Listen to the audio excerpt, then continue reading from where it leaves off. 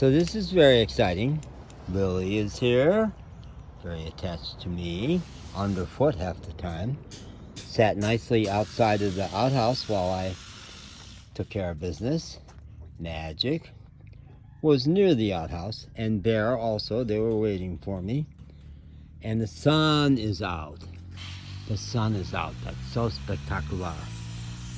And that's amazing. And I'm making a little progress on my Spanish, though it's still maybe a little sketchy. And there's the puppy who eventually is going to let me pet him. You are, aren't you? You're going to let me pet you. I know that's going to happen. He's scared because all the dogs pick on him, so he runs away. So a nice, really nice dining area here. Awesome table, awesome bench. And I, who have not eaten solid food since yesterday at 3 p.m., am about to have some oatmeal genuinely with hot water, made with boiling water that one of the guys showed me how to run. Uzar, not la cocina, that's the kitchen. Estuve, no. There's a word I looked up that showed me what the stove is. So I used the correcto word for stove. And then, I love Romance languages, you know?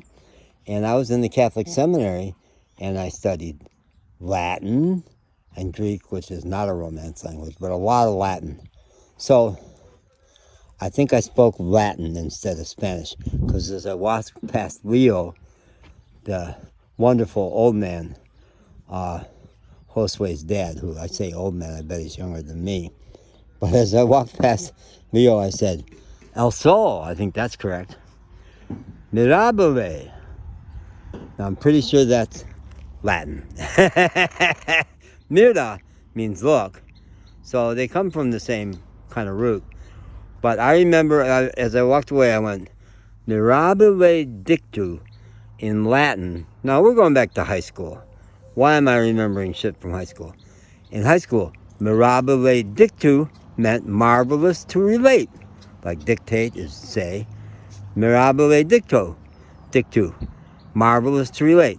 And that's probably why Leo gave me a slightly funny look. Instead of saying, yeah, baby, you got your Spanish going on like a rock star. No, he did not say that. Nobody's saying that to me. But within my very limited vocabulary, and I don't know why I have not gotten back to my Spanish apps. Pimsleur, I latched on to Pimsleur as probably the best app. Maybe it's not paid. Maybe I haven't paid the fee for it. See these little mothers? They will prick you. They will prick you. And I used to say it was about Texas, but I guess it's true for Mexico too. That the earth, nature tends to be unforgiving. But this dog is forgiving. Bear and I are doing really well. Really well. And they all scratch. They've all got fleas. And why does it make him have a heart on when he scratches? I don't know why that is. So, yeah. It just feels so good, huh? It just feels so good. I guess these days I'm settling for that too.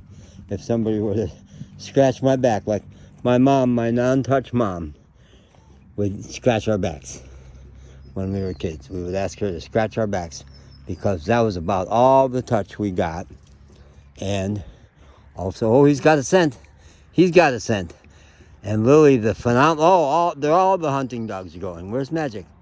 They're all taking off. The puppy is following. He wants to do what the big dogs do. Come on, go get him. Where's my hunting dog? He's doing something else. He's just hanging out over there. But he's very much a member of the pack these days, and sometimes he will lead the hunting charge. But I am taking the dogs away from the compound, and even I guess this got them close enough to being away from the compound. Maybe they've always done some of that, but they're sure doing a lot more of it with me, going for walks. So I'm very excited. Solid food. I've had some solid food today. I've had coffee. That's been my solid food today. My mom existed on black coffee, but Coca-Cola, great. That's my preferred high. And wow. And Louis, Josue's brother, helped me explain why there was not really a feast here last night. The guys out here last night yesterday afternoon were having what is it for corn? I do know the word for corn. Something. Elotes. And that was all over South Texas, elotes. But I'm not a fan of it. Early in the pandemic, my first year of running the road, there was a period where I had gotten super exhausted from attempting to sleep in my little Suzuki SUV, which was the whole back of it was filled. So I'd attempt to sleep in the driver's seat and never could. So I'd sleep an hour or two a night, and I got toxically exhausted. And finally, my friend Frank Marshall from Jubilee back in Asheville got me a really nice tent and sleeping bag. So there's a period of a couple weeks where we were in the tent and sleeping bag before we got our big camper van, the Narwhal, the first one. Magic does not know that van. That was Pancho. So 2 weeks of sleeping on the ground in the tent allowed me to stretch out, and I really slept, which was amazing. But in that little tent, there were little pockets where I could put my dentures, because I have full dentures, because I was poor for a long time in Chicago, and the most that Medicaid would do for me dental-wise was to pull teeth. They would not do any heroic stuff. They wouldn't do crowns or caps or any of that shit. They'd just pull them. And so I had so many teeth gone by the time I got to North Carolina that I got full dentures with the help of my friends Johanna and Tom. They paid for, I think, like $1,300 at affordable dentures, which means these are cheap, crappy dentures. And they never fit right.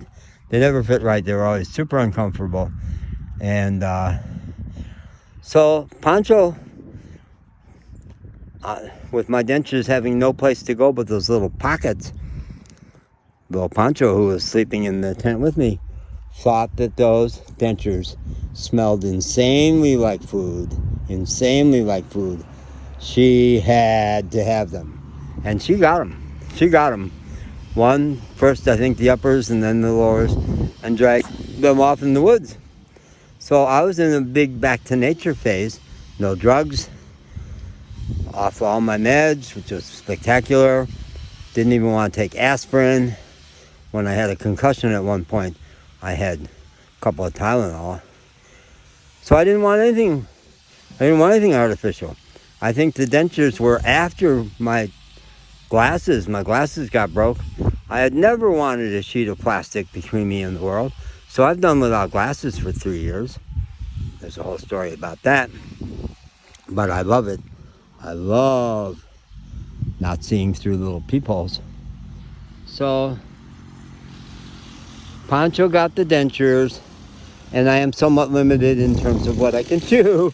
Naturalmente, right? Noah's big surprise there. Look at this cactus. Woo-wee. Woo-wee. Look at that cactus. That's amazing. I'm lightheaded. If I sound a little delirious, I am, because I've had coffee since 3 o'clock yesterday. It's getting close to 3 o'clock today. It's 2 o'clock, 1:30. So, I think my oatmeal is just about ready. And I put some sugar in it. And I have Coca-Cola. And I have my big dog Magic, who's chewing his fleas. And Bear is walking down the hall there. And the mechanics are working on my car today. They are working on my car. That's the reason I used the outhouse, because I couldn't use my facilities, my regular facility in the van. There's my big black van. They're very actively working on it. Maybe it'll be on the road by Wednesday. We don't know. Oh, and so Josue and his family never came home yesterday. They've been gone. That's why there was no meal here yesterday. They were gone. They're still not back from. It's not clear where they went. Matamoros was one speculation. Monterey was one speculation. We don't know. It's one of the many things I do not know. Many. varias cosas que no sabes de mí.